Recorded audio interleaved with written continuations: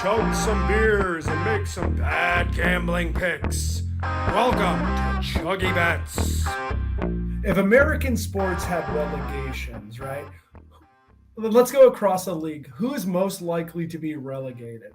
I'll start us off. In baseball, I believe the Miami Marlins would be playing in whatever league the Savannah Bananas play in. They'd be doing shenanigans, throwing fish on the field, doing a bunch of dumb shit to get people. Savannah Bananigans. And they would probably have more people there than they would at the actual Miami Marlins crowd. I can't think of another team that would get more likely relegated in baseball. If we're looking at this year alone, it's got to be the Oakland or RIP Oakland A's. Rest in peace. Rest in peace. No, Oakland's a good one, but Oakland. I was kind of thinking over like the last decade. Oakland's been competitive. Yeah. They might be the worst baseball team ever this year, though. Oh, I mean, you saw the video from the game the other day when they had like 57 people in the crowd. You could actually count the people in the crowd. It wasn't like they got a quoted attendance of like 1,700, which is laughably low, but there wasn't 1,700 people at the game. My favorite dog day of summer vibe is like a 65-year-old retiree, no shirt, super short shorts, lounging in the baseball stands all by himself. He's just there to get a tan, and there just happens to be baseball happening. That's Do you like that better than the guy that has the headphones on, like the old school headphones with the felt over him, listening to the radio broadcast while watching the game, being like 52 people there?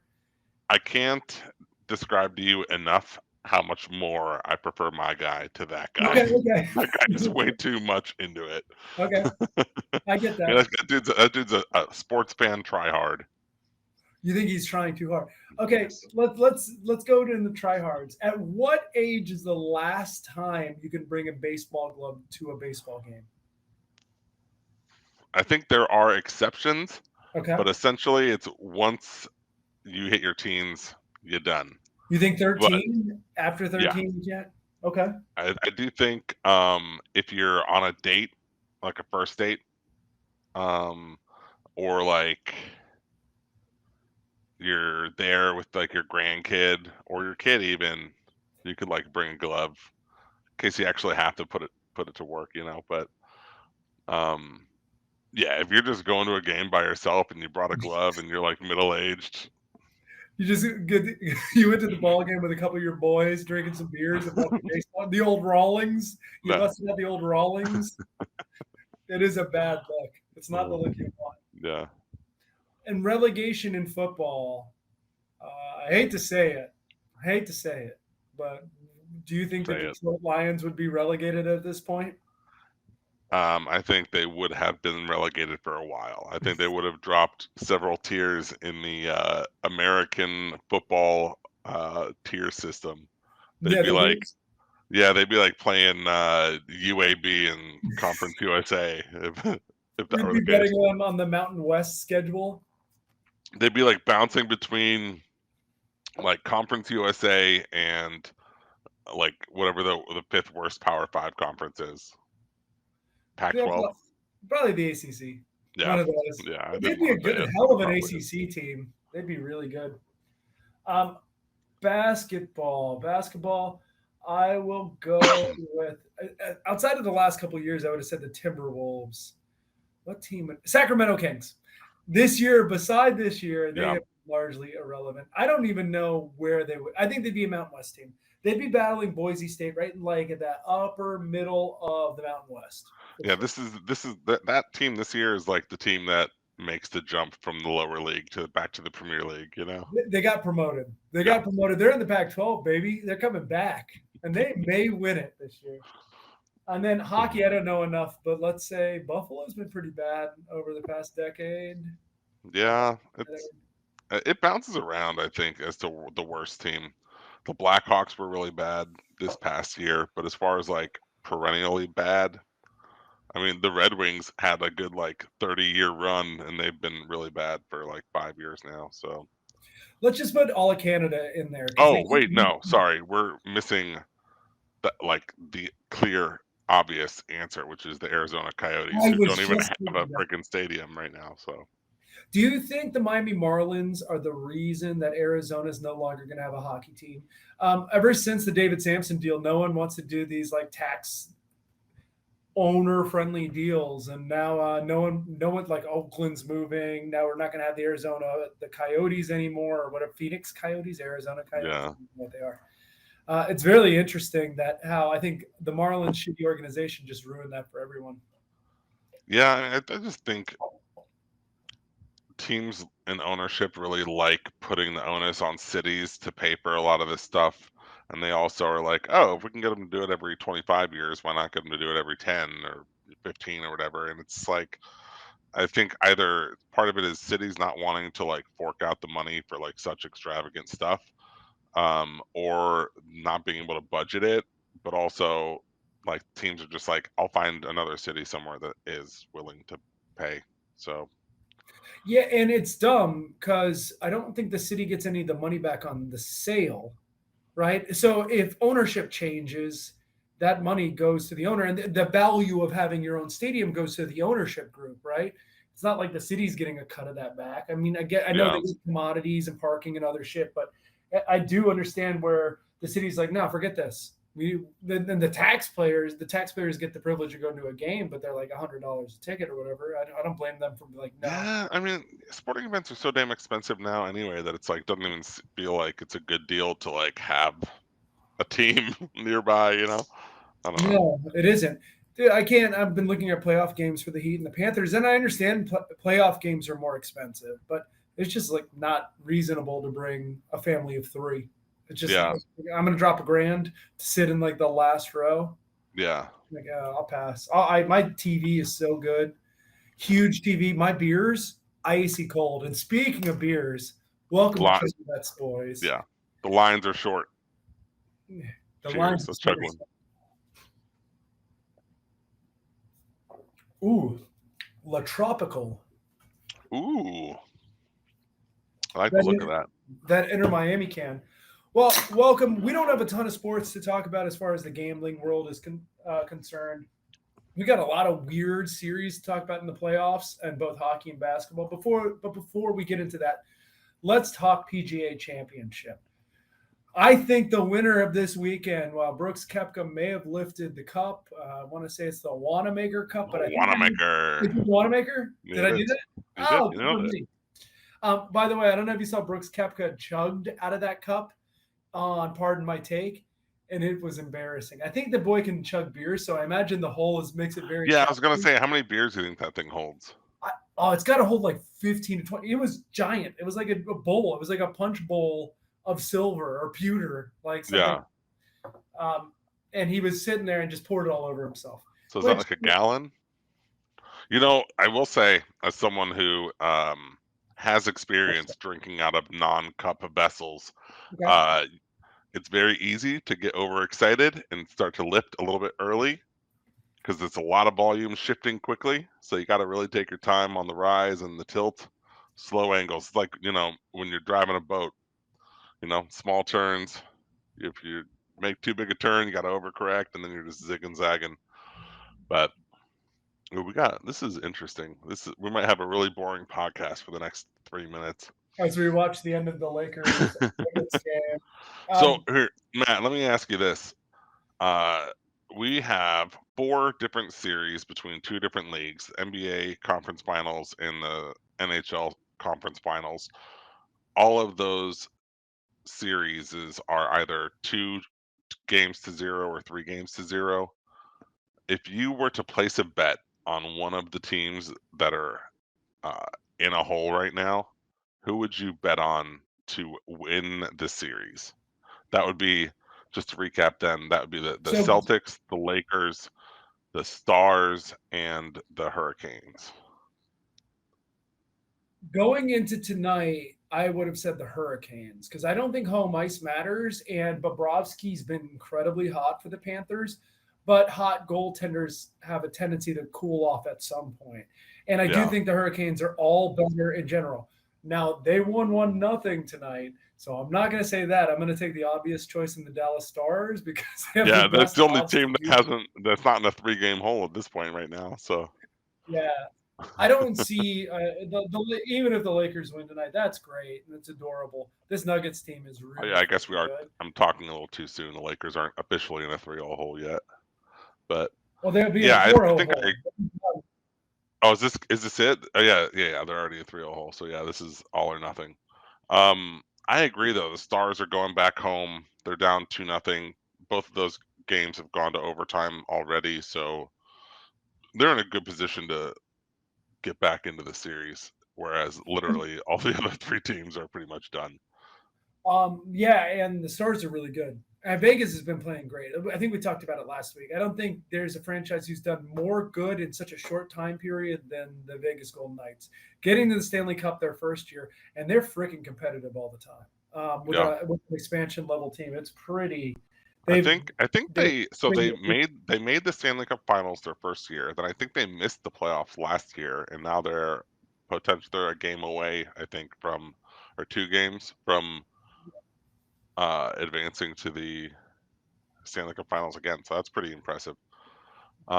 Speaking of odds to come back from a 3-0 hole, I wanted to talk about ESPN's BPI metric. I don't know if you've seen this, but they've been getting beat up over this. They projected before the conference finals started, they projected that the Celtics would advance from this best of 7 series. They had them at a 97% chance of advancing against the Heat. They are currently in a 3-0 hole, and this metric is still showing them as having a 31% chance to advance against the Heat. That's basically a 1 in 3 shot that they'll be the first team ever out of like 150 teams to come back from a 3-0 deficit. Yeah, Very that dumb. makes ESPN's dumb, right? They're good at broadcasting games and they should stay in their lane. I don't know what's going on with oh man, that was awful.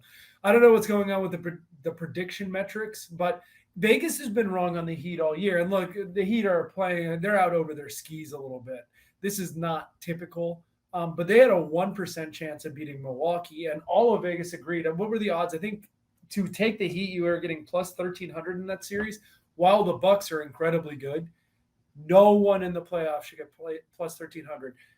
As our friend Andy would say, that's too much. That's too many points. Too many points. You gotta roll the dice on that because that makes no sense. Like, there's no value in betting in Milwaukee. You might as well put a couple bucks, write a lottery ticket on the Heat. And if you would have bet the Heat and just taken money lines in this series, as they've been a dog in almost every game, you'd be a wealthy person. You'd be doing very well. You made a consistent bet every one of those games. You can't let it ride because you would have lost a couple of them. But what is more surprising to you? That the Heat beat a Boston team that was down 2 games by 27 points last night, that they did it with Jimmy Butler being their 4th leading scorer, or that the New York Knicks have been the toughest competition so far? Well, first off, let's not oversell it, okay? It was a 26-point victory, Matt. Okay. I'm sorry. Pardon me. Yeah, I may have even texted in the group text. I was like, I think the Celtics are the team that ends this Heat run. Mm-hmm. And boy, that certainly does not look very smart at this point. I would say this series has been the most surprising thing to me.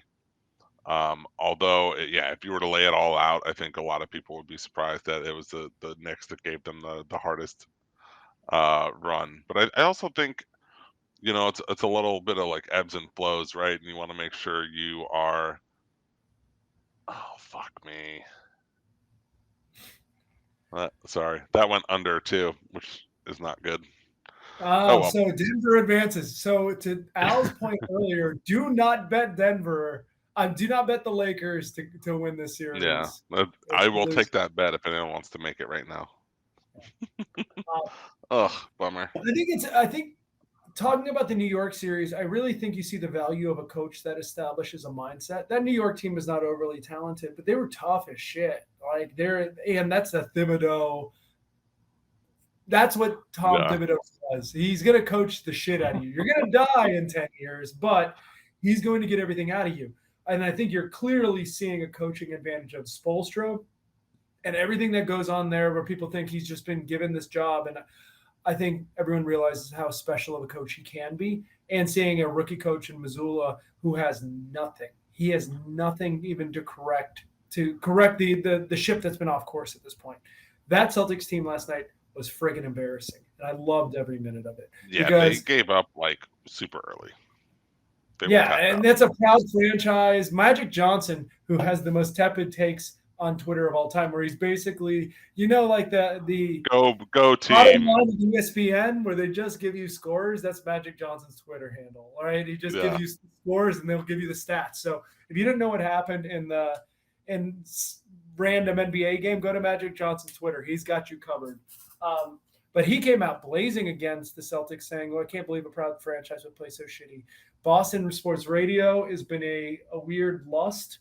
And you said you popped in to listen to Boston sports radio after the Heat win last night. Yeah, that is like master level like Schadenfreude, Matt. I love it. Oh God, I was just drinking it in because Boston fans love to talk about how great they are. And I should have seen the last time that they won a final. I should have seen what the #1 movie was in America to play off the theme from last week. Yeah, I like that game. But it's been a while. It is sad. It is really sad to talk about what happened with the Celtics last night. I have so many more things to cover. I don't know if you have any thoughts on that before I get. Yeah, well, so first off, Tom Thibodeau has a hairline like a 13-year-old has a mustache. What was I gonna say? That joke derailed my my line. Jason Tatum, that man disappears like I've never seen a professional athlete who is so dominant in one instant and so replaceable in another. Like he was not an impact in any way, shape, or form last night. It was crazy. I was just like they didn't even get in the ball. You think they've been avoiding him. Someone's really good. They want the ball, but it's like they're running the offense away from him, or he doesn't want the ball. You think it's a ball dominant like forward. He's got exceptional skill when he's on. He's super talented. He is a top level super max type NBA player, but he disappears in the big moments, and it is weird to watch. Jaylen Brown has been a ghost too. He had a great. Yeah, but he kind of does that, he for me, he's like very clearly like a number 2, right? He's not like the guy. He's a guy who complements the guy. And like that guy gets a pass because he doesn't need to show up every time. But your number 1, your superstar you need to win or die by him. And they were like, we're giving him the night off. It was a weird game. The oddest thing about the series is I thought Boston would be dominant from the 3rd player to the 8th player on their roster, right? I thought Jimmy and Jason could probably trade off. Bam will have a good night. Jaylen Brown will have a good night. Those things will kind of offset. But I thought Boston's bench, they have the 6th man of the year. They have a defensive star in Robert Williams. They've all disappeared. They all have not been dominant. The only player who's been really good off their bench is Grant Williams. And Grant Williams got absolutely burned alive by Jimmy Butler in the second game for that shit talk, which, look, I love shit talking these dudes, people. I loved it. I'm like, if all the Bears are going to poke, Jimmy Butler's probably the worst bear to poke. But he's been playing well. I don't see any shame in his game. He's been trying his ass off. He's getting the bucket. Marcus Smart's still kind of doing his thing. Well, it was what, like Brogdon or whoever it was that was poking the bear against the Lakers last round, and LeBron is that what happened? The Warriors. Oh yeah, the Warriors. Yeah, and it's dumb. It's dumb. They don't really have a good culture. Don't poke the bear. Don't poke the bear. I think the Heat are going to get another coach fired. Yeah, man. They're like a bunch of Grim Reapers. They're the 4 horsemen, man. If the Heat beats you, we're coming for your ass.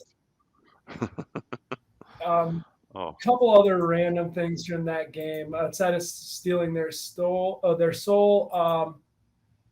Yeah, Jimmy Butler being fourth in points. It was a crazy night. And to be fair, the Heat aren't going to shoot that well again. That was it. Like they between Vincent and Duncan Robinson, they shot the shit out of the ball. They made all their I threes. They shot above 50% from three. That's crazy. Yeah, I saw somebody say like it. Yes, you're right. They're not going to shoot that hot again, but they were scheming. They were getting these dudes open with drive and kick, and like these. If you have professionals that are that open that consistently, they're going to be making threes. They're going to be making them. So you got to play defense. I don't know. You got to figure out an answer to that. It doesn't look like the Celtics are going to do that, but maybe the Nuggets have a different answer. Um, The weird thing about the Celtics were the first two games they were not going for threes as often, and Missoula made an impact. He's like, we got to get 43s a game. Last night they got him. They made like 8. They made an embarrassingly low number on those threes, with Tatum being 0 for 6, yeah. Brown was 0 for 7. Like, just it wasn't falling. And look, sometimes the ball doesn't go in the bucket, right? But that's where you need to kind of adjust on the fly. Maybe get some easy buckets, some cheap ones. Get working some layups and some dunks or some Get your runners. best player to fucking drive the basket. But I Like think the one. strategy was built in trying to just float around the 3-point line. And even when the Heat were shooting threes, everything went to the paint first. They were going into the paint to Bam, and Bam was not only getting posters last night, he was trying to fill up a calendar of posters between the spin move. He murdered one guy. He tried to kill Jason Tatum on that double overhand dunk that he got fouled on the arm. But Bam was special, but everything was going through the paint and then rotating out because the defense would collapse, and then there was open threes everywhere, right? And it doesn't seem like Boston's trying to do that. They're trying to play hero ball from the top around the perimeter and not going in first, and it just leaves for like a real weird offensive flow. That's why when Missoula took everyone off and just brought an army of white people in the fourth quarter, they scored 39 points. They started playing a little more fundamental basketball. So I've got two things I want to say. So one, has there ever been a better just shit talking, like total Schadenfreude master like Jimmy Butler? Like he's got to be the number one with a bullet, right? This man is like he's like the Da Vinci of shit talking. He Like paints in watercolors. the Al Horford like squat, what got down on a knee, hit the time, or like I don't know. It's just like everything. What was the other thing I saw the other day after game 2 win?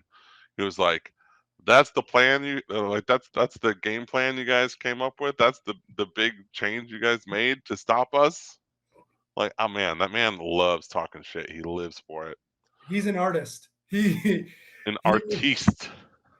Yeah, he paints in watercolors when it comes to profanity and shit talking. I'd say Kobe Bryant was probably pretty good, but he didn't do it as flashy. Kobe Bryant wasn't down from anybody. But yes, it's gorgeous the way he works in profanity.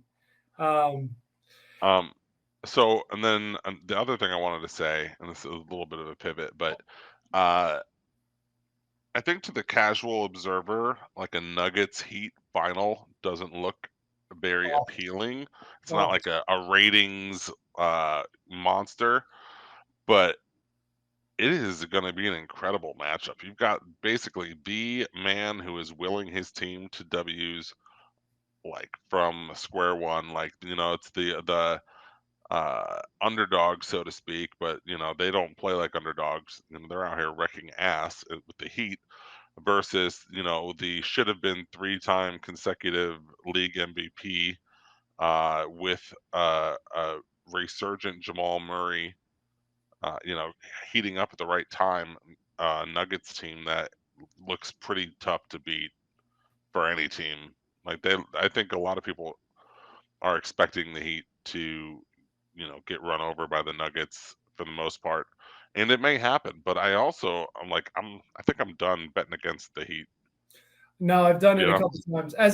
Look, on the front end, I'm a Heat fan. I think everyone who listens to this knows that about me. Right. I've picked against them, not in New York. I thought I liked the New York matchup, but I didn't think they had a chance against Milwaukee, and I didn't think we had a chance against Boston. That being said, this Denver team poses a different set of problems because Jokic is so terrifying. He does everything extremely well, and if you like slack off him at all, it's a nightmare. And then you're going to see the problem with the Heat is they don't have another big. You're going to have to run like Cody Zeller and Bam a lot of scenarios without that backup power forward or center because they're just going to pick you apart if not, and they're going to get the easy buckets. They're scary. I don't. It is a ratings nightmare for the league. They wanted Boston, LA. They're not getting LA. They're likely not getting Boston. But this might be like the most interesting finals in half a decade. I agree. You know, I think to those that watch, they're going to be really enthralled with the games. For someone who maybe just checks in on, oh, what teams made the NBA Finals, they might go, oh, who cares about Nuggets Heat, But I wouldn't be surprised if it does better numbers than people are, quote unquote, expecting. Well, I think the world likes Jimmy Butler, or they hate Jimmy Butler. But Yeah. I see a lot of people talking about like the second coming, or it's Jordan's son, all this shit all over Twitter. And that's great. I hope he is Jordan's son. He's got that mean ass attitude like Jordan did. But He still doesn't. He doesn't. Does he have a ring? Nope. Yeah, still no He ring. made So one final and one second Eastern Conference final, all with the Heat. the man is hungry. I hope so, man. I hope he wants to eat. Hopefully, we take care of Boston tomorrow and give everyone a week off because no one expected it's supposed to start next Tuesday, I think. Yeah. So I wanted to real quick touch on Premier League relegation since we're approaching the last weekend of the season. And so Danny and I made a bet probably, what was it, like halfway through the season? It wasn't, no. It was like whatever the transfer window ended. And Danny was adamant that Everton and who was it, West Ham? Mm-hmm. Both Everton and West Ham would not get relegated, and that Leeds would. And he went so far as to basically take what was like a plus 500 bet and say, basically give me even money odds on it. And I was like, I'll take that bet. I think Leeds stays up or West Ham or Everton drop. And where we stand going into the very last games of the season is an Everton win means Danny wins the bet. An Everton loss means that either a Leicester City win or a Leeds win means Danny loses. And there's a scenario with the Everton draw and a Leicester win that I would win as well. But how crazy is it that this bet came down to the very last week to begin with? I thought it was a dumb bet when it happened. I thought Danny was giving you way too much credit or way too much freedom, and Danny called it. He was dead on this one.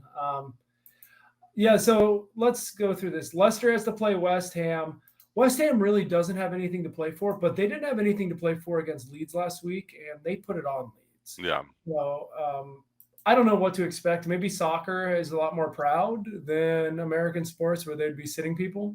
Yeah, sometimes I think it's like we're not going to try hard today, but the opportunities still come.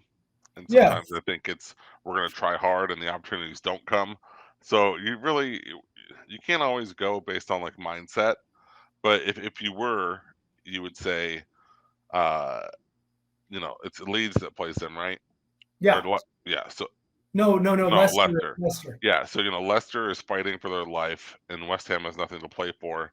So it seems intuitive that Leicester should come out with a win, but that's asking for a lot. I think Leeds is hosting Tottenham, I believe, which is also a very tall order. Leeds is bad, so there's that. But then also Tottenham doesn't have anything to play for, so I don't know. I think Tottenham will at least get the draw, if not a win. I don't know if Leeds is going to score. And then Everton is playing. Who do they play? Bournemouth. Yeah, Everton plays Bournemouth, who's been playing really well at the end of the year. They were in the relegation picture earlier on in the year, couple wins, and they seem like I feel like they've packed it in. The last 3 games have been losses. They haven't given a shit because they've got their points and they're good. They're good. They're on Cancun. So it's really going to come down to if Everton shits the bed. I think Bournemouth is tapped out, so this is setting up for Everton to just go out, get their win, and be done. But you never know. Get a last minute tying goal from Bournemouth and a game winner from Leicester, and we're back in this thing. So we a few weeks ago we went through all of the teams that were still in it for relegation. And I think the 4 or 5 of us all made picks as for who was going to get relegated. Do you have that list, Matt? Yeah, right now, Sunshine is in the lead. He has Southampton, Leeds, and Leicester. As Yeah, the so table that's sits the today, trifecta right there he as will. it stands. We all have to chug a beer because Sunshine crushed it. I had Nottingham Forest as a variation. That one's not going to win. There's no way. One of us basically has to win unless like West Ham somehow gets relegated today, like which is not going to happen. They'd have to have like a 15-point penalty. Penalty or something, yeah. I forgot who has Everton. I think that's you, Al. So Yeah. if it is Southampton, Leeds, and Everton, you win. So a Leicester win and an Everton loss or draw, and y'all are chugging beers, and Danny is chugging extra. Extra beers. But yeah, it's coming down to the end of the season. The most interesting part is all 3 of the teams that are facing relegation outside of Southampton, who's clearly been relegated, they've lost like 11 in a row. They're at home. So they're going to have a crowd that's in deep throat. They're going to be screaming, especially like a crowd like Everton and Leeds can get really rowdy. Nothing against Leicester at the King Power. I know they got a great crowd behind them, but those Liverpoolian folk are going to be crazy in Everton, and Leeds is going to be wild up in Northern England. So I think it's going to be a fun Sunday. I don't even care about I'm not going to watch a Chelsea game. I'm watching the relegation matches. I'm going to be glued to it. And if anyone, doesn't really watch Premier League, but they might be interested in the relegation battle. So the last week of the season, they all, 20 teams play their matches simultaneously. So Sunday morning, 11:30 a.m., we've got 10 games kicking off, and it's all gonna, you're gonna see these three teams fighting for their lives simultaneously. So you might see Everton gets an early goal, but then Leicester gets a goal, and then Bournemouth ties it up. I don't know. That's what I'm hoping for, but it'll probably just be Everton scores a shit ton, and none of these games are interesting. But the longer Bournemouth stays in the game, the more interesting the scenarios become. Yeah, Bournemouth has lost their last 3. I don't know. Leeds hasn't won a match since April 4th. So you're telling me they're due. 5, 6, 7, 8. They've lost or drawn their last 8. And Leicester, man, what a fall from grace. Leicester and Everton feel like teams that should never be fighting for relegation in my mind. Yeah. I mean, Leicester is like 6 years. Yeah, Leicester's like relatively new to the Premier League from their like long absence. I think they've been there, I don't know, less than a decade, whereas like Everton's one of like the tried and trues. Yeah, and there's like 6 or 7 years removed from winning the Premier League.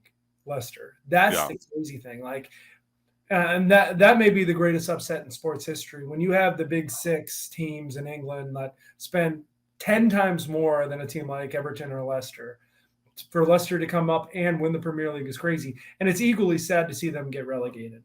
I wish Nottingham Forest or some dumb team like that, nothing against Nottingham Forest fans if you're listening, but some team that's been new to be here would go back down and we could keep them both, but it ain't gonna happen. One of these teams is going down, and I'm excited. You just gave me like a mental picture. I just really love the idea of like Nico Williams like listening to the pod and being like, "Hey, fuck you," all those cunts and stuff. Yeah. One thing that I think is cool is you've got the Champions League draw is still on. Newcastle has made it. So the top 3 seeds are locked in. You got Man City won the league. Congratulations. Way to go. You had a great team and you got Holland, you jerks. Arsenal, with their dog shit end of the year by their standards, it's fine. They go through. Newcastle clinched today. We have 2 spots available. Man United does have a game in hand and they are up 3. So the likelihood is that they're going into the Champions League and Liverpool will be put back into the Europa League stages. But if you're a Liverpool fan out there, maybe you'd be a Chelsea fan this week. I don't know. Maybe you do Yeah, that. for sure. Because Man U plays Chelsea on Thursday because they've got a game to make up. So a Chelsea win keeps Liverpool's Champions League hopes alive. Man U just needs a draw, and they've walked up the 4th spot. They put that baby to bed. So I'm sure you're going to see a loaded Man U side against the Chelsea team that I don't know what they're doing. They need to either lean into playing the young guys or lean into trying to win. What happened against Man City the other day was like a blend of both, and it was terrible. It was a terrible decision. I hated the lineup. But we'll put that stage is almost over. We're almost through, and let's move on to the next season, right? Yeah. What were you going to say, Bob? Well, I was just gonna say, when you look at like goal differential, which is I think a good way to see like where teams should have ended up falling. Man U looks like they should have finished 6th and not 4th. Like Liverpool and Brighton both have significantly larger goal differentials on the season than Man U. So I guess that's a credit to Eric Ten Hag and the way Man U's played this year, because I don't think they started, if I remember correctly, I don't think they started very well. They started so bad. So they really got their act together about halfway. Well, they lost by a touchdown to Liverpool in the middle of the season, right? And those ruined differentials. Yeah, that's true. Touchdown at half. It's a tough game to come back from in soccer. But yes, so it looks like they scored. Yeah, they gave up an Iowa touchdown. They gave up an Iowa touchdown. So it looks like Liverpool is likely going to go to Europa, which will be a weird change for them. I still don't think this Man U team is particularly good, but one thing I saw Liverpool fans sort of bemoaning with the likely exclusion from Champions League is the age. Bobby Firmino, I think his time at Liverpool's done, and then Mo Salah. I even saw people talking that Mo, he's getting old and doesn't quite have it anymore. And it's like, when people start to get a couple years on them, it's like immediately they're too old, and not just like, oh, maybe they had like a bad month. Because I don't even think Salah had a particularly bad year. No, he's been good. The best player in the world this year. Yeah.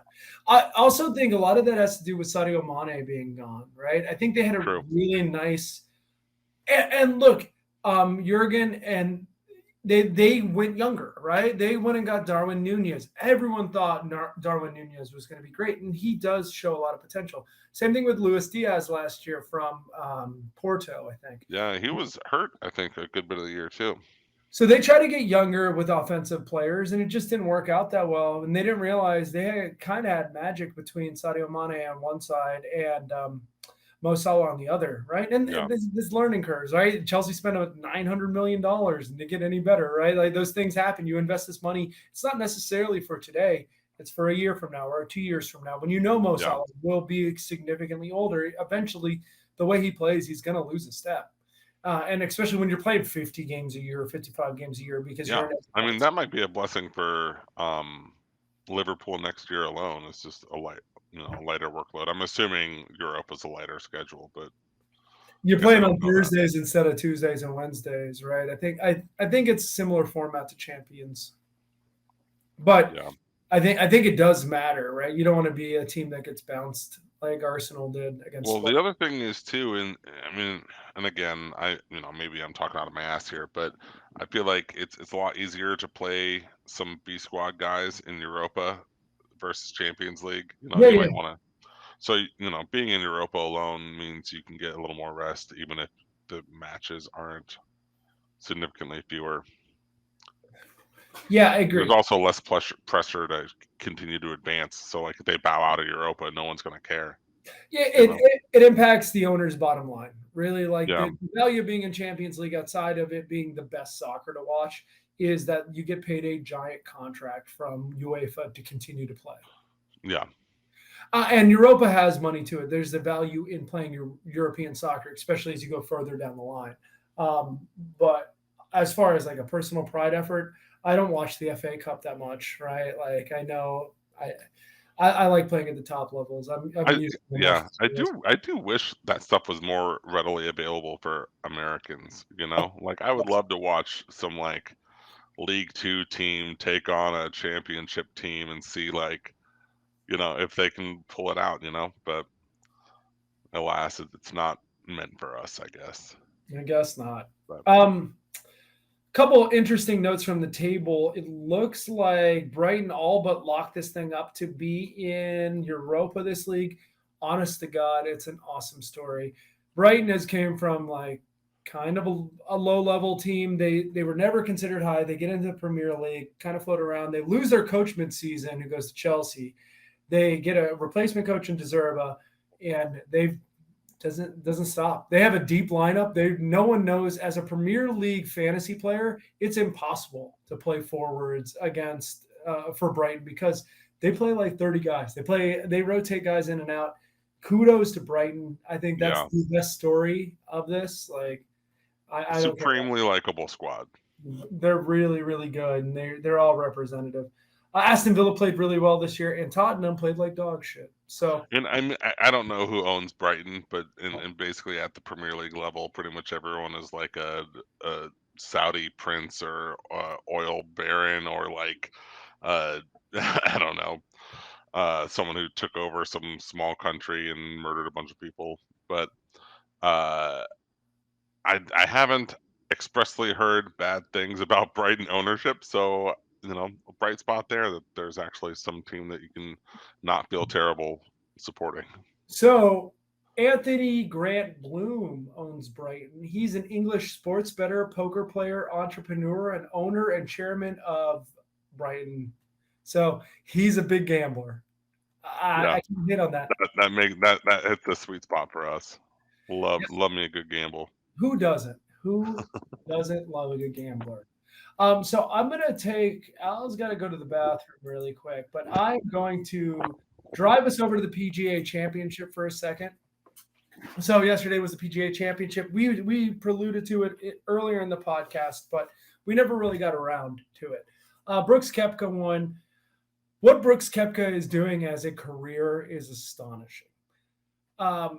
In his PGA tournament career, I think he's won 4 regular tournaments and 5 major tournaments, which is fascinating because you think a player of that caliber who can go out and win majors would show some effort in regular tournaments, but clearly it is below him.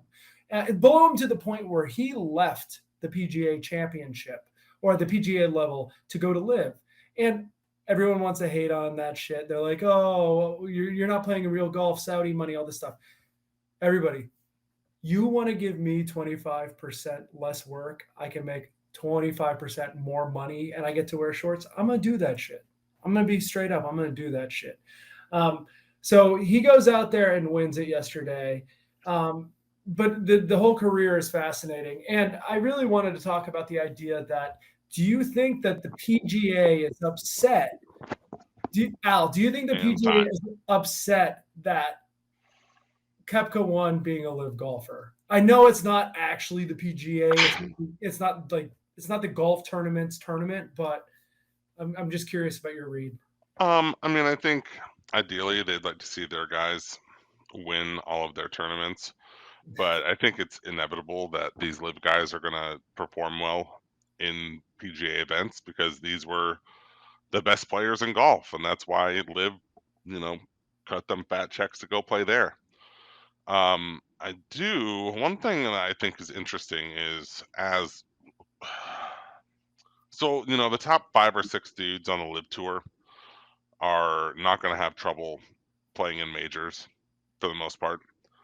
I think if you win a major, you're like automatically you qualify for it for like the next 15 years or some shit. But it's all these guys that were finishing top 20, top 40, like grinding in the PGA Tour to make a check that are on the live tour and probably loving it there, but that are not. They're going to stop. They're not going to be able to qualify for some of these PGA events, and we're just not going to see them pretty much at all. That's going to take a few years, and I don't know if how long Liv's going to be around. But that's the interesting thing I want to, keep an eye on as the seasons go by. No, you bring up a good point, right? So I was talking a second ago about Brooks Koepka's career wins versus his major wins. I think he has 4 regular wins and 5 major wins now, which is a hilarious stat because clearly doesn't give a shit about non-majors. Like he doesn't even show the effort. But you're talking about Dustin Johnson's great. Charles Howell III is great. Patrick Reed, while fucking annoying, is a very good golfer. You have Sergio Garcia, Cameron Smith. Yeah, I mean, for me, it's Cam Smith, it's DJ, it's maybe DeChambeau if he gets his shit together again. It's Brooks Had a Koepka. good tournament. Had a surprising. I honestly forgot about DeChambeau. He was like the prince of COVID, right? Because he was used to be like a long, lanky fellow. Then he started having protein shakes, and they could hit the ball at a 5-degree loft, 400 yards. But it was good. It was kind of nice to see him back in there. And I did like that Koepka and him were paired for the 3rd round. I thought that was fun. Yeah. Oh, I totally missed that. Yeah, that's always appointment viewing. Yeah, but I think like what is it like Abraham Ancer, Mito Pereira, Joaquin Neiman, like these are guys that are probably not going to be playing PGA events in the not too distant future. Unless they show up to the 1 or 2 or 3 more that they qualify for or whatever it is, and actually go out and win it. But there's plenty of good golfers. Ian Poulter's a good golfer. Kevin Na's a good golfer. Yeah, but I mean, I don't know. Maybe I don't know golf rules enough, but I'm pretty sure that if you don't like if you win the tournament, you automatically qualify for however many more at that tournament. But aside from that, it would be exemptions or some other reason why someone would extend an invite to you. You wouldn't automatically qualify unless you perform really well, top 15 or whatever it is, to qualify for the next year's tournament. Yeah, I think you don't have other tournaments to play. I think you're going to see more exemptions coming because I don't think you're going to want a tournament where you don't have Dustin Johnson, Brooks Koepka, players like that. Even Patrick Reed is a bad guy. It's good to have a bad guy on there. Yeah, I'm sure. Yeah, as much as I think the PGA wants to pretend that they're saying you want to play on the Lib Tour, play on the Lib Tour. You're not going to play in our PGA events. I think to your point, you're right. I think everything I'm talking about is probably stupid and dumb because they'll probably just hand out exemptions to all these dudes because they want the good guys playing in their tournaments. And I think it is all these tournaments are independently funded, right? The Masters certainly is, and I think the British is for sure. And I know the U.S. Open is; those are all invitational. So wherever the invite goes to, right? They have qualifications, specific things in order to make those qualifications, but they can invite anyone they want. The best golfers. I understand if they don't want you at like the Memorial, right? That's a PGA controlled event. That they're not going to invite you to the Memorial, but Augusta will invite you. Right. Speaking of the Memorial, I know you had a cool story from the weekend that was even cooler than Brooks Koepka. If you want to run through it. Yeah, I'm sure at this point everybody's heard this story. Anyone who cares about it has, I'm sure. But Michael Block, the local club pro from some Southern California, I believe. Barely qualified, I think, for the PGA Championship this week. He went out there. I think this was his 5th time qualifying. Has never made a cut until this week. So he went out and shot even par on the first 2 rounds and made the cut. And come Saturday, the big story was that he was finally going to get a big fat check from making the cut at a PGA event. Big tournament as well. And then, he went out and shot even par again. And he was tied for top 10, I think, after the Saturday round. And all of a sudden it was like, oh, how interesting can this story get? And then, he went out yesterday. He dunked it, hit a hole-in-one on 15 and just flushed it. That was his first hole-in-one he's ever hit, he said. And like, it's just incredible. If you had if you had it on your TV, it was basically like Tiger Woods level the crowd that was following this dude. And he was paired up with Rory, so I mean it makes sense that there was such a big crowd. But you had Koepka in the lead, you had Hovland a stroke back, you had Scotty Scheffler 2 or 3 strokes back. And those are your leaders, and you would think there'd be a significant following for those guys, but it was like a swarm of people following Michael Block and Rory. So it's very cool. He hit that hole in one. That got him back to even par, I think, on the day. And then he bogeyed one of the next couple holes, and he had to get up and down on 18 to finish top 15. And finishing top 15 means you get an automatic invite for next year. And he played. I don't know if you saw the course they were playing, Oak Hill. It was Nightmare. It was insane. Yeah, it was. I saw they were asking some of these guys what they thought, like a 20 handicap would shoot if they played the course, and they were like, 150. Yeah. Or like some guys were like, I don't think they'd finish. Like literally, it's like, huge greens, but like sick pin placements. These greens are all elevated with like bunkers surrounding them. It's basically if you don't stick the green, you're adding 2 strokes to your hole. And so Block only has like one good spot to put it on 18. He's got to hit it like just into the edge of the rough so that it slows down, so that it can slow roll close to the pin. Hits it like beautifully. Has like an 8-foot putt to make it, to finish top 15. And he's in the second to last group, so we know clearly it's he's either in or out if he makes the putt. And it's like a 50-50 putt for a pro golfer at 8 feet, and he fucking nails it. So it's very cool story all around. Seemed like a very humble, cool guy. And then he got an invite to this next week's tournament too on an exemption. So that's a wild ride. Before that happened, I was telling my buddies, I was like, man, can you imagine how shitty his Monday's going to be? Like back at the office, like helping people with their golf swing, Yeah. But then, the ride continues. So Oh cool no, story. I think what do you think he won? 450,000, something like that? No. What do you say his winning was? It would have been about that if he finished top 10. He ended up finishing top 15. I think it was like 260 something. I think what he gets paid in marketing is double that. I think today and tomorrow he'll be doing commercials for somebody, right? Because it's a great story. People are paying attention. The golf community is definitely paying attention.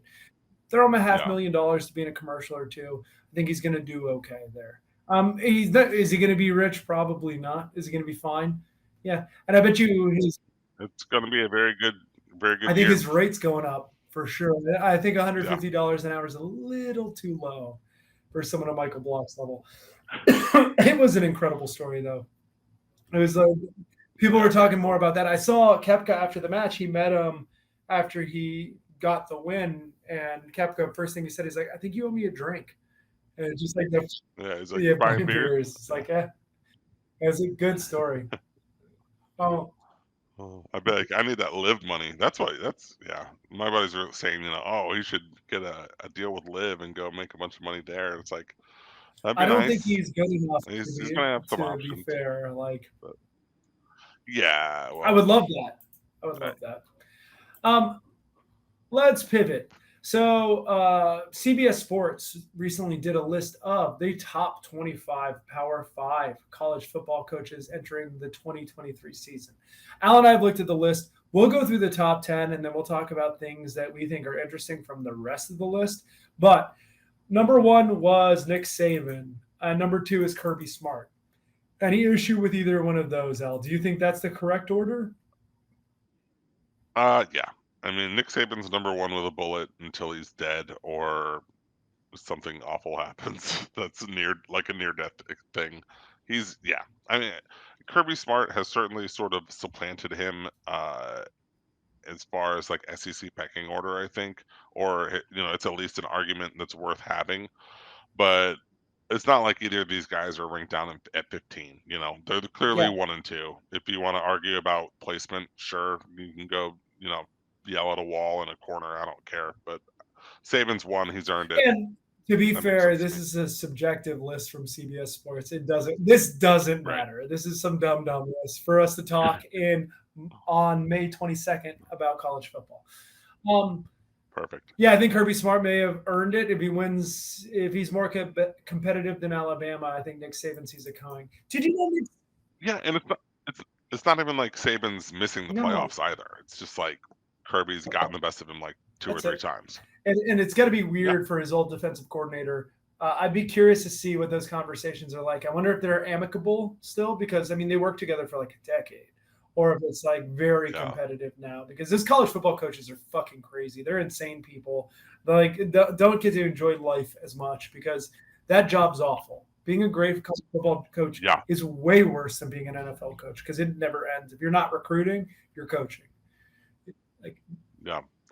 I imagine the words exchanged during the season are very few, and then I was like, so maybe they're like pleasant in the off season, but like no, like there is no off season, and they probably don't talk to each other at all. So yeah, they probably haven't had a conversation more than like 10 words since Kirby Smart left Alabama. One thing I do want to note is Nick Saban is 71 years old. Two things. One, he looks great for 71 years old. College coaches end up looking like presidents at the end of their term, or they get grayer and look terrible because they don't stop working. They work all the time.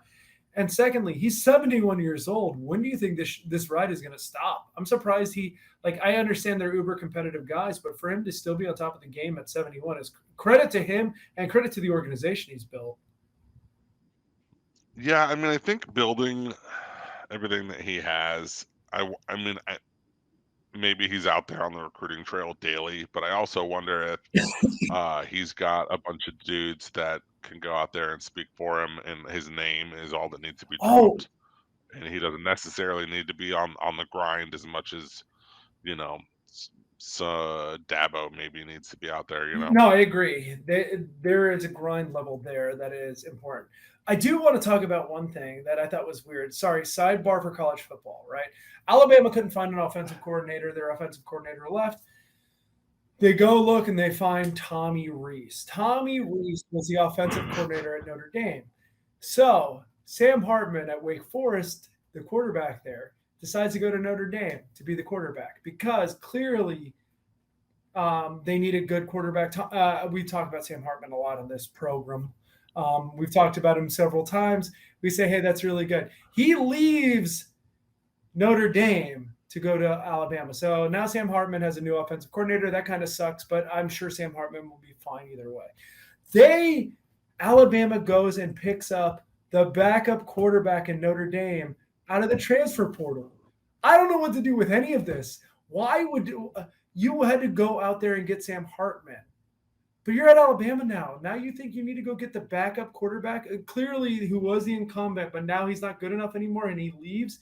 He goes to Alabama with you. Can you make sense of any of this, or did I confuse you? Who does Bama have at quarterback? It is gonna be Jalen Milroe, probably, or no, that's the dude who's really big and yeah. run. Yeah, Ty Simpson. I think the smart money says Ty Simpson will be the quarterback. He's a little bit younger, a little bit more. Because the thought is maybe that he brought the Notre Dame backup guy because it's someone who's familiar with the offense and is a good backup plan in case you have trouble either implementing your new system or you just want to make sure you're covered.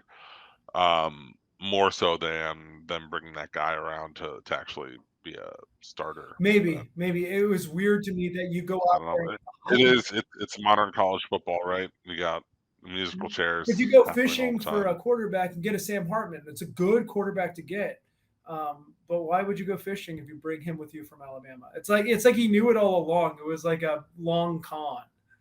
He's like, and he respects Notre Dame. He's like, I'm gonna leave you with a good toy, but I'm taking this toy with me.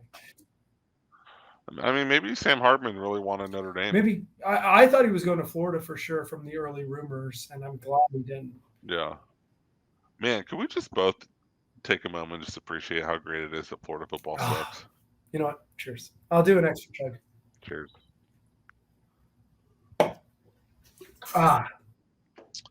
So let's go through 3 through 6 here. Number 3 is Yeah. Dabo Sweeney. Number 4 is Lincoln Riley. Number 5 is Jim Harbaugh at Michigan. Number 6 is Brian Kelly. I have problems with a So big portion of this list. Not saying yeah. So let me just say, 2 of these names I have a problem with, and 2 of these names I'm fine with. Do you want to guess which I think 2? you're fine with Harbaugh, and I think you're fine with Brian Kelly. Dabo. Which is funny because I hate Dabo, but I think you look at the recent college football successes, and there's no way Dabo should not be third. Yeah, be that as it may, I don't see Dabo adapting well to the NIL era. I know he isn't since that dumb press conference when he said, "Yeah, our players are the name, image, and likeness of Jesus Christ," or whatever that was. I'm like, Yeah. dude, Jesus Christ! Like, what are you giving like Jesus dollars to pay their bills? I'm like, these guys want money. Also, If Dabo had a catchphrase, it would be "Nobody wants to work anymore." That's Dabo Sweeney. Dabo Sweeney should just be like a stereotype for boomer. Like, he is a walking boomer. He's a boomerang. Like, you would throw him and then he'd come back complaining about how millennials are killing American cheese. Like, you guys have ruined American cheese. He's probably still making comments about avocado toast. He says, "You ruined the market with your avocado toast." And also, he doesn't adjust really well to the portal. He has not like embraced this. It's like, dude, there's players out there. Everyone's doing this. Why aren't you doing it? I think championship teams are built in high school recruiting. I agree with it 100%. You can refine your team by hitting the portal. And you're fucking Clemson. You have IPTE written all over your field, which stands for "I pay thousands a year." It's a brag about boosters. Right. And it's literally written all over the field saying how proud you are to be a booster who pays at least $1,000 a year. Go get a fucking transfer. I'm glad you don't actually. Don't do that at all. But you should. Yeah, the end is nigh for Clemson, and I love it. But yeah. So if this is a forward-looking list, if you're saying these are going to be the 5 best coaches in 2028, then he's too high. I think it's a little bit of the element of that, like past resume, of course, but you also have to see what the future holds. Now, they're going to have a great quarterback in Klubnik. I truly believe he will be an NFL player in a couple seasons, but and they should be better. But I don't. In all of the knocks we just mentioned with Dabo, you could just basically blame squarely on DJ Uyunglele just not being it. But that's even more of the reason go hit the portal, right? You missed. Yeah. That's going to happen. You're in a world where you can miss, and there's great players coming out. There's Sam Hartman's. Players of that ilk that are available. Not saying I don't think you need a quarterback, but you can fill out the roster really well. And the fact that he hasn't adapted to it is crazy. Yeah. So they stuck with him for like way too long. Like a season and a half. And I'm like, this dude is just super not good indeed. Super not good. Where did he go? Didn't he like transfer to Oregon or something? He may be good out there. Yeah. They're getting so much better, that team. Jonathan is a good coach. So Lincoln Riley, what has he done? Like, he hasn't really done shit. He took Bob Stoops' Oklahoma team and maintained, and then he took a cash. He took the money and ran to USC. Where he also had a built roster. I mean, I guess he's a quarterback whisperer. Quarterbacks follow him anywhere he goes. A bunch of first-round picks as quarterback. I mean, it's pretty good. I guess that's significant. I guess, but I don't know. As far as winning, he doesn't strike me as a good coach. He's a good recruiter, not a good coach. Maybe. Yeah, I get it. I agree with that. That USC defense was dog shit last year, but he inherited most of that, right? So they've been hitting the portal hard. They're going to be a lot better this year on the defensive side of the ball. I agree with you there. But you do have a point, right? Like, he's never really won the big game, and like, it's hard to measure. It's hard to win big games, but like, you got to get there. That game against you. Well, it's hard to win big games when you don't play in big conferences. Well, they're going. Big 12, Pac-12. They'll be there in a couple years. Conference They'll thing. be there in a couple years. Yeah. But that game against Utah was damning, and I think it's really important as we go down this list that we remember that game against Utah. Okay. Yeah. Jim Harbaugh, I agree with, especially over the past couple of years. I do not think he's significantly better than Ryan Day, where Ryan Day is on this list, and I think Ryan Day should probably be in the consideration of what he's built at Ohio State. I can't believe he's not in the top 5 or 6. That's the only snub I see. Brian Kelly's annoying. He's like my least favorite coach. He's just the worst. Yeah. But he's like the used car salesman of college football coaches. And in a world that is run by used car salesmen, he's like the overlord of them all. Yeah. He's like if Beetlejuice was a college football coach. Yes. So let's go through 7 through 10. I got Uncle Kyle Whittingham at Utah. 8 is Ryan Day from Ohio State. 9 is Luke Fickell. And 10 is James Franklin. I think Kyle Whittingham is a coach that doesn't get nearly enough love. He doesn't have there's 16 to 20 jobs where recruiting really matters. He recruits Power 5. I mean, I know Utah is technically Power 5 now, but he recruits Power 5 talent despite essentially not being a Power 5. Exactly that. And he coaches the shit out of them. And he gets kids drafted. He does everything well. We were talking about that USC game a second ago. The reason USC didn't play in a big game because Uncle Kyle ruined that shit for them. I think he's a tremendous coach. I think he could be higher as a pure coach. He doesn't go to one of the schools. He doesn't coach at one of the schools where recruiting really matters. Mario Cristobal is 40th on this list. Well, Mario Cristobal may not be a great coach. And if Mario Cristobal was in Kansas or Kansas State, I think he's a disaster. But he's at one of those schools where recruiting matters. And one thing Mario does really well is recruit, right? There's different kinds of coaches. Yeah. Kyle Whittingham could outcoach most of the people on this list. Obviously, X's and O's person, but he doesn't live in an area where it's easy to recruit, right? You got to get people from California, and you got to go into USC, UCLA, a bunch of other schools that are coming in there. So I'd put him ahead of both Lincoln Riley and Brian Kelly as a coach. Agreed. You know what I mean? Agreed. And look, it's a whole organization thing. Recruiting does matter in this conversation as well, especially when it comes to college football. Yeah, and it's such a it's sort of like an ugly part of college football, the whole recruiting part. It's I'd rather focus on what coaches can do on the field and how they can develop players they have, rather than being this guy can really spit dog shit and convince people to buy it. This guy's a really good salesman. Great. Are we at a fucking sales conference? Nice to meet you. I don't know.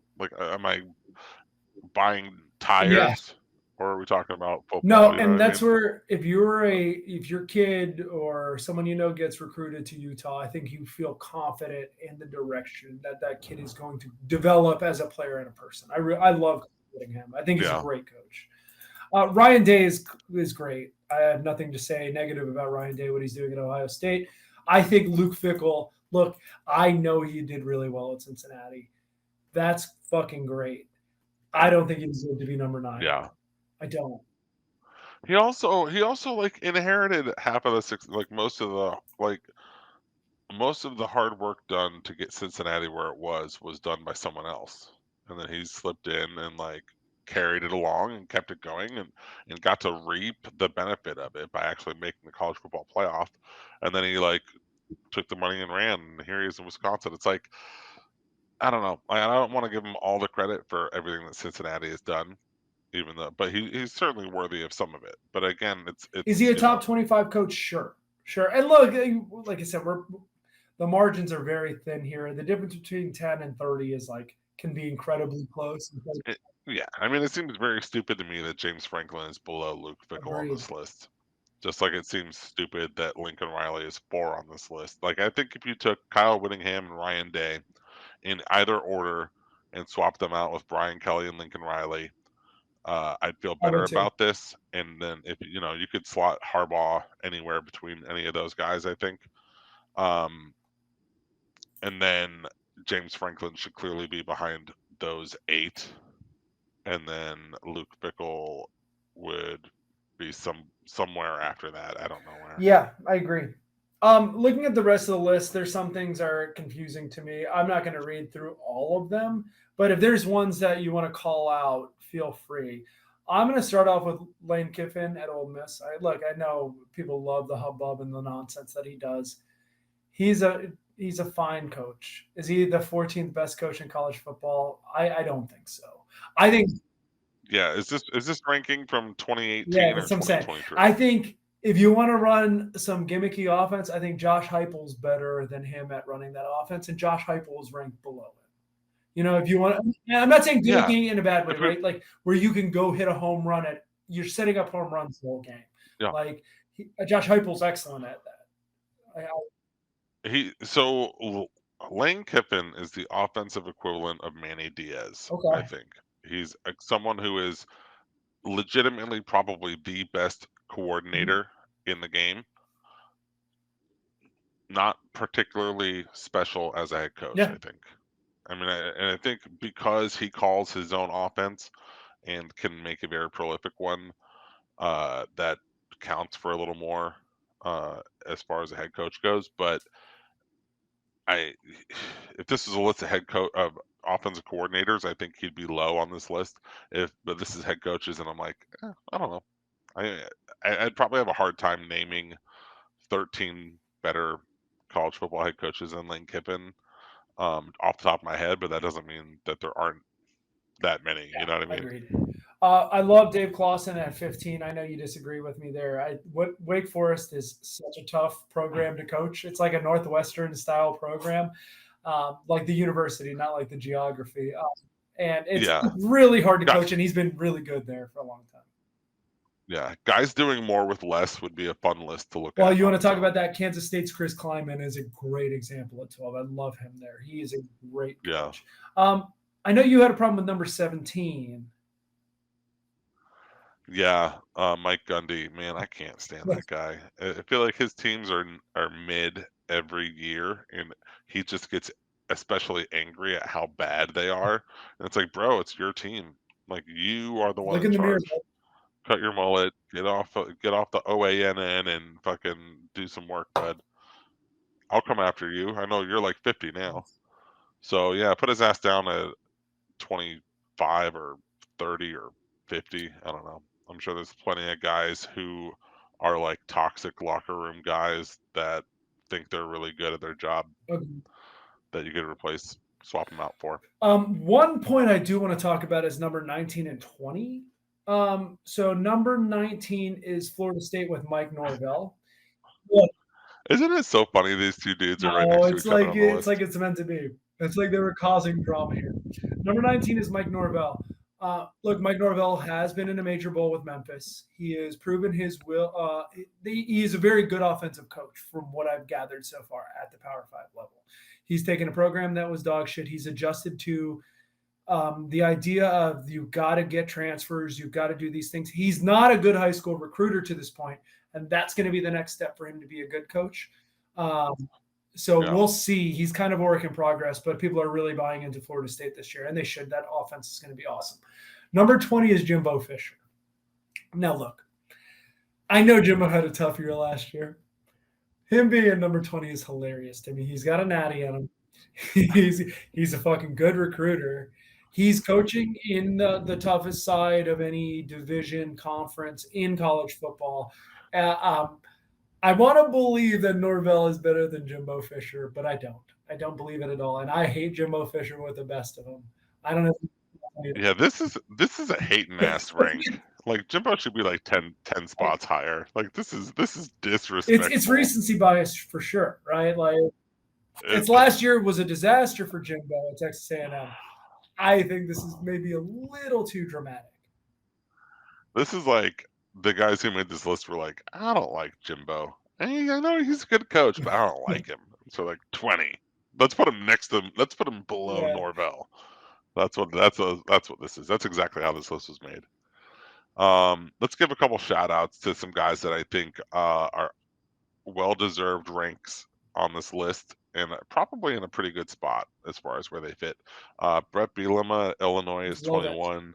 Mac Brown at North Carolina, Love it. 22, and then actually, really the rest of this list is pretty solid. Lance Leipold at Love 23 it. at Kansas. It's a little bit early, a little flash in the panty, but that was a very impressive turnaround he did at Kansas. Certainly makes sense to have him on this list. And if you were to put him much higher than this, you'd probably get people saying, "No, I think I it's don't know," the but perfect spot for 20, him. 23 I seems think it's the reasonable. perfect spot for him. Yeah. And then what do you think about PJ Fleck at 24 and Dave Doran I at think Dave Doran has 25? done a really good job at NC State. Similar to Lance Leipold, he comes in a more talent-rich state in North Carolina, but he's definitely not the most important school in North Carolina. Mac Brown owns that land.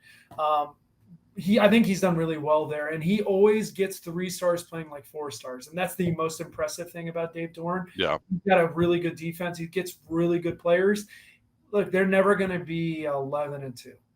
But he's going to make them 8-5 or 8-4, and they're going to be super competitive all the time. And that's a kudos to them, right? Like he's making a team that should be 5-7, 8-5. That's Yeah. I've always respected. It's so funny to me that like it's NC State is a team that like perennially disappoints, but yet their coach does a good job. It's like that's like I don't know, like an oxymoron or some it's something that just It's a doesn't. mind fuck. Yeah, like what's it called? Yeah, I don't know, but it's something that doesn't make sense to me, but it makes sense when you say it. I don't know. It's crazy. I don't think PJ Fleck's a good coach personally. No, But that's just my stance. he looks like Rob Corddry. He does look like Rob Corddry. He probably coaches like him too. Some other coaches I saw that were interesting, and I did want to just bring this one up. I think Narduzzi's probably too low ranked. He's not on the top 25. I always think he does a good job at Pitt, which is a tough, fine job. And I think he always makes them competitive. He never has a good offense. We make fun of the Pat Narduzzi offense all the time, but they're competitive all the time. Yeah, it's very dumb that he's not on this list. That's probably like the most and obviously this is probably a bit of homerism that I scanned the list being like, oh, Mario Cristobal is not here. Oh, they must have him really high, and I was like, oh, he's not on the list. So Cristobal, Narduzzi are probably the 2 biggest names that are just outright missing from the top 25. There's a lot of good coaches on the other side, Marcus. You got Steve Sarkisian, right, who had a pretty good year last year. He's shown a lot of promise there. You have Sam Pittman at Arkansas, who is they're a roller coaster. He should be where PJ Fleck is. Yeah, I agree. Dan Lanning at Oregon, who had a great year, right? That's the most damning thing about Cristobal, though, is Dan Lanning did great last year. Now that Cristobal's gone, I don't think Cristobal's a great recruiter, and right, he may have had the best talent there, but I've always been worried about people are concerned about the X's and O's with Cristobal. Like if Lincoln Riley is number 4, then Cristobal's top 25. I agree. Because you're clearly focusing on recruiting as a very large influence on this list, and if that's the case, then Cristobal's got to be higher up. But if you're looking at coaches, like Cristobal's probably not a top 50 coach. Yeah, I think that's fair. I think the impact on a program is different than being a coach. Yeah. I think Cristobal has a huge impact on a program. He's a dynamic recruiter. No one will question that shit. I want to have a debate with you. Kirk Ferentz is at number 30. I think Kirk Ferentz is a really good coach, but is he a good coach? Because they can never do anything on offense. All he seems to do is funnel money to his son, who's the offensive coordinator. So he cares about family, but does he care about family too much? I think his lack of creativity and growth has stifled his ceiling. I think he's maxed out. And it's certainly admirable what he does at Iowa year after year. Literally like top 10 defense every year, an offense that makes you want to rip your dick off. It's just the ugliest brand of football you could ever imagine watching. I love it so much, but it's never going to be different. That's always what it's going to be. It's always going to be a team that maxes out at 10-2 or whatever it is. It's pretty good. That's a great place to max out for For I'm not sure. saying he's a top 10 coach, but being a top 15, 20 coach, and you're usually 8 and 4 and 10, between 8 and 4 and 10 and 2, it's a pretty fucking good spot to be. But I mean, if you're looking at like ceilings, like Lincoln Riley at 4 makes sense if you're looking at just like what's the best they could do, because Lincoln Riley could coach an undefeated team that wins a Yeah, national championship. Kirk Ferentz is never going to do that, no, he isn't. never ever. Nope. So yeah, how far does a 10-2 ceiling get you? I guess Yeah. 30 is the answer on this list. Let's talk about the bottom five real quick. Number 65 is Arizona State with Kenny Dillingham. Look, I have a soft spot for Kenny Dillingham, old offensive coordinator of Florida State, was the offensive coordinator at Oklahoma, youngest head coach in the NCAA this year at 32 or 33. It's crazy. He's known as being a very good offensive coordinator, very positive, but he's inheriting a bunch of dog shit. So we'll see what happens. Virginia is Tony Elliott. Oh man, how Ooh. far the shine has fallen off that Clemson coordinators, boy. Tony Yeah. Elliott has a tough job. That is a terrible job to take. Nothing against the university. Great academic university, great at basketball, great at baseball, but you can't take in transfers there. It's a nightmare situation to be in. Does that mean Venables is this far down? No, Venables. Okay. Yeah, no, Okay. no, we're not going over this. Brent Pry at Virginia Tech, awful season. He inherited a dog shit program from Justin Fuente, but I don't see them getting any better. And I kind of see Virginia Tech. It's kind of a shame. Remember, like 20 years ago when Virginia Tech was like a thing. Let's say even 10 years ago, where you were like Virginia Tech's in the schedule, you're scared. Are you at all in a similar situation in your mind when you play Virginia Tech? I don't fear them in the least. I would say up until this past year, there was still some of that, Okay. but it's gone now. I would say when Frank Beamer retired, Virginia Tech stopped becoming a destination, I agree. and I don't know if it ever will be again. It's sad, man. It's sad. I like seeing Yeah. Virginia Tech up there. I like Enter Sandman. I like the lunch pail. I like everything Frank Beamer stood for. But the whole landscape's changed from you got to have some money to play, right? If you don't have, And if there's 100 different schools that are going to pay you the same amount or reasonably close, why are you going to go to Blacksburg to play? I don't know why you would. Number 68 is Zach Arnett at Mississippi State. God rest Mike Leach. He is getting thrown into quite a tough job there. I hope him the best, but I see this being a kind of one and done season for Zach Arnett as the defensive coordinator moved into the resume builder, I guess, something to put on the resume, see where it takes you. I don't see it very, very good. And then Troy Taylor at Stanford is 69. That seems really unfair to have Troy Taylor ranked so low. He has won at lower levels. He's been super competitive at Sacramento State. But I also think it's an indication of how hard it is to be at Stanford right now in the new landscape. College football over the last 3 years has changed so dramatically. They are not going to take in transfers at all unless you're extremely high academically, and the credits won't transfer. So you basically have to go back to being a freshman, even as a junior. Yeah. It is a nightmare scenario at Virginia, at Northwestern, at these very high academic institutions to get the transfers in, and it's going to be hard to do. Who is I kind of think Stanford died when David Shaw left. I think David Shaw saw the writing on the wall a little bit, and he realized this is not going to be a job where he can win over the long term. Yeah. I think that's an interesting tack, though, what you mentioned with taking like a small school coach and bringing him up. Like these guys that because I really think in all levels of college football, the coaching part of it is the same. So you're a D3 coach that excels. You can excel in D1 coaching wise.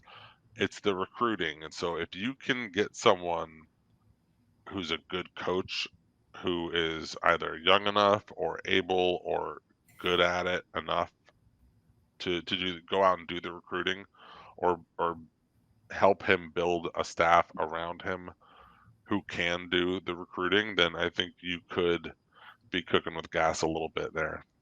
So Agreed. It's going to be like the new sort of tack for how to build from scratch.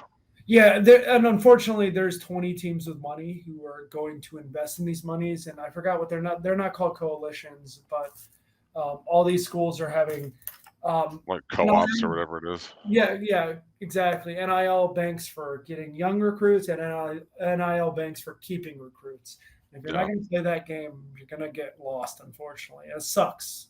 It sucks for like the landscape, but it also is great to see kids make money. You should be getting paid. You're doing a lot of work, so it's like I almost wonder if D1 is going to split into like D1 and D1.5 or something, where it's like your top dogs with all the money are going to be here, and then all your, the other 120 D1 teams that don't have the budget are going to just operate separately. maybe, but does that mean the transfer market won't hit as hard? I was listening to Bud Elliott say this the other day. He's like, he was like, I was talking to Conference USA coaches and Sun Belt coaches. They're like, we have to recruit totally different now because we used to recruit guys that the measurables weren't great, but they had all the other things that would make them great. Now they get scooped up by Georgia and Alabama once they start to produce because we see like, hey, you have a ton of talent and you're an inch too short to be a cornerback at Georgia, or on the Power Five level. Yeah, If you play so well, once you have that tape out there, the game completely changes. they They're come. willing to Yeah, roll the dice if you're great and your PFF grade is really good. It's a weird time in college football, man. It's a mercenary state for. yeah. All these middle of the pack teams are going to be left with the dudes that uh, are sized well, but they don't have like the athletic ability. They might be 6'5" and 260, but they're slow, or they just, I don't know. You're gonna They're see like the dregs. you're gonna see a huge separation in conferences soon between people who have money and people who don't. Yeah, big And it talent sucks. It disparity. sucks, right? Then you're going to the Super League model if you want it or not. It's Yeah, going to happen because, like, say for the ACC, for example, Dave Clawson's a great coach, but Wake Forest has none of the financial resources. Boston College has none of the financial resources. Georgia Tech's struggling to pay the bills. They're great schools and they have great legacies. As not Wake Forest necessarily, but some of these other schools have great legacies and great background in winning national championships. Georgia Tech was competitive in 1990. Those days are gone, unfortunately, unless there has to be a pivot there. And I don't know what the pivot is. Hopefully, these people will figure it out because the great thing about college football is it is truly like organizations who have great couple seasons make the sport fun.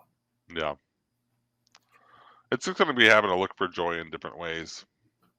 Yeah. As a Look, fan. I'm going to love it either way, Yeah, right? It'll be fun. but it's going to be different how you enjoy it, I think. It's really positioning itself to be a minor league now. Yeah. Um, Sorry. Thank you for walking through that experience with me. I just Hell saw yeah. this list and it made me laugh. I do know Carmelo Anthony retired. I do not know if you have anything to put there. I like Carmelo Anthony. Before I say this, I think he's the most overrated NBA player of all time. Yeah, it's pretty. Yeah, I mean, I was gonna say I thought he was already retired. Well, He might be the last one to know that he retired, I think. like Carmelo, we've been retiring you for years. Good shooter, product of a different era. His game just doesn't translate well enough as far as Who's the I guess he was like a three. I think he played for the Heat, but I also remember him being on the Warriors. Um, this was probably like when the Heat won with Wade and maybe LeBron. three. Like Mike a Miller, like a small forward. Shane Nah, Henry. nah. He shot threes. He was like a low rent Ray Allen. It wasn't Mike Miller. That's No, not no, it's a black guy. Quentin Richardson. Quinn Quentin. No, Richardson. Yeah, Quentin. yeah. He didn't play Yeah, for the. He may have played for the Heat, but he was much more impactful in Golden State. yeah. That's basically like who I think Carmelo is, Yeah, and like that's probably disrespectful. But it's someone who could shoot, but like never really was someone who could. I mean, it's obviously a big difference saying Carmelo Carmelo Anthony yeah. is Quentin Richards, but I think in terms of like what he brings to a team, you know, He's a the ball talent dominant. level is higher, but like the actual ability is like not that different. Just a spot shooter. He's a ball dominant player, and he look for the time he was good, but the game, and he did have some nice runs. Now I'm looking in 2008. He had a 49% shooting percentage, 35 from three. That's good enough, but the game just doesn't translate as well. How Yeah, he advanced might have player just basketball. been like before his time. You know, like I if think he he was came up after his time. today. Oh, you do? I think if he played in 1995, this dude is like a legend. You know, Yeah. like today basketball's so I was specialized. All just these thinking people. like the way he's like a spot shooter, right? He can shoot it. He can from deep. He can hit jump shots, but he wasn't really super great at penetrating. And so that's a lot more of like today's ball, and it's valued a lot more now than it was when he was playing. No, I Is see. my I thought. No. disagree. I Okay. think every shot now is you want to be in the paint or behind the arc, right? All the other shots are like low value. Jimmy Butler is an anomaly the way he likes to shoot the ball. He's a modern Dwayne Wade, the way Yeah. he plays the game, where he gets enough free throws where his value is worth it. Outside of that, Jimmy takes really tough shots where you want to shoot in the paint. He loves the bank shot from the elbows and things like that. Those aren't high value shots anymore in the NBA. You want paint or three. Yeah. Um, but yeah, look, great career. I do think he's a little bit overrated. I'm sure he'll be a Hall of Famer because I'll be in the NBA Hall of Fame next year. So I can't believe I'm mad disrespectful. That's fantastic. I said no, he's this I is said he's Quentin Richardson. That's fantastic. I'm gonna stick with it. Al and I, for everyone listening, who's still 90 minutes in, Al and I looked at our topics list. We're like, we're hating today. Just a hating ass list of topics to go Hating through. ass Chuggie Bets, baby. I Hate, don't hate, have hate, anything hate. else. You want to talk about footy really quick? Yeah, I guess the main so this is interesting. So, Richmond, and no one listening knows what Richmond is aside from Ted Lasso. So Richmond is one of the Aussie rules football teams. They won, I think, 3 out of 4 championships 3 years ago and back, like 2017 through 2020. They won 3 out of those 4. Their coach just straight up yesterday was like, I think I'm gonna quit. And so they had a press release for him earlier tonight, actually. So it's whatever it is, 2 p.m. Tuesday morning in Australia, and he's like, yeah, I quit. And it's like it wasn't like I mean, maybe internally they had like planned for it a bit, but it's just like totally out of the blue, just mid-season, I quit. Find someone else to do this. And it's like it's such a foreign concept to me because in American sports that doesn't happen unless it's ownership firing someone for poor performance. But like a coach would like I don't know, there'd be like lawsuits involved and shit in America if a coach just was like, I'm out. Did he quit because the performance was low, or did he quit because he's just done with this shit? I mean, you got to get the whole like press conference bullshit, so you don't know how much of it is like just like blowing hot air versus like actual fact. But he was like, I wanted to get out before I stopped loving the game. I wanted to make sure I could give it 100%. And I feel like I couldn't give it 100%. Blah blah.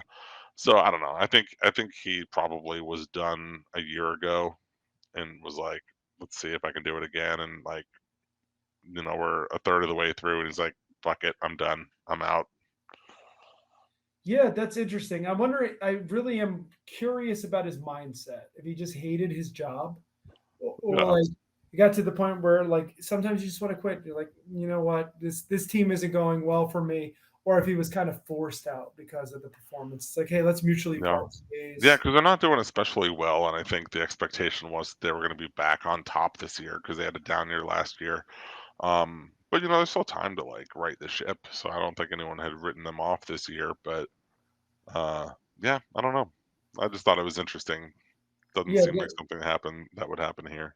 their percentage is good. They're only 6 points out of the playoffs. I mean, granted, that's a lot after 10 games, but Yeah, no, that's but it. That is interesting. yeah, Uh, that was all. anything else you want to cover? No, I gotta pee. Let's wrap this thing. That's what I All say. right. Thank you guys for joining. I appreciate you. We will be here next week with you. That's Al.